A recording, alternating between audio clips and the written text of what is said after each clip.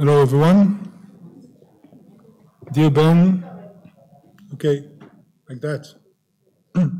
Dear Ben, dear Ida, distinguished guests and Academia members, it is an honor to chair the second session of a festive conference celebrating your 80th birthday, dear Ben, and a pleasure to congratulate you for many more returns of the day to come. Ad 120.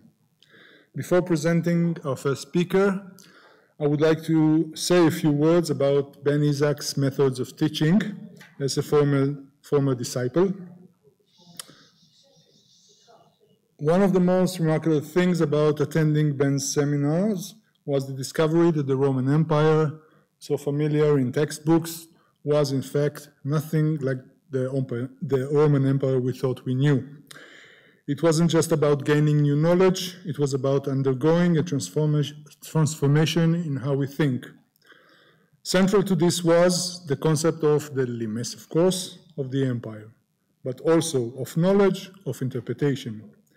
In his seminar, The Limits of Empire, this idea emerged as both visible and elusive, defined and undefinable, which of course was precisely the point.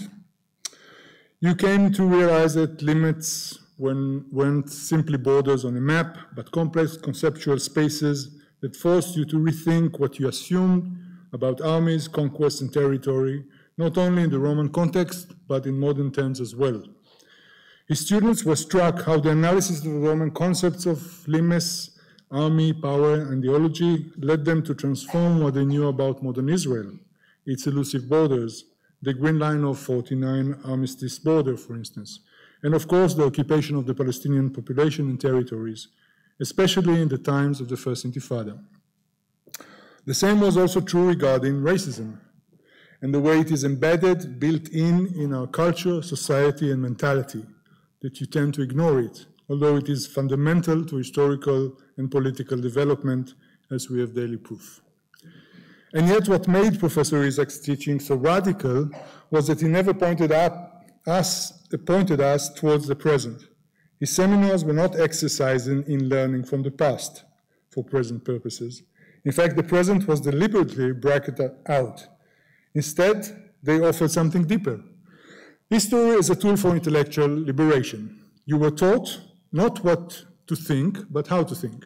To think historically meant to deconstruct your own assumptions, to question inherited frameworks, and to break out of the intellectual boxes you didn't even realize you were in.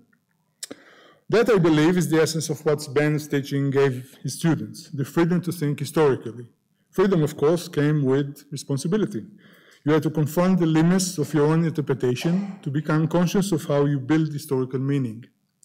More personally, as a young teacher, this also taught me to respect the limits in class, the limits of my own students, not as obstacles, but as the starting point from which their intellectual horizons could unfold.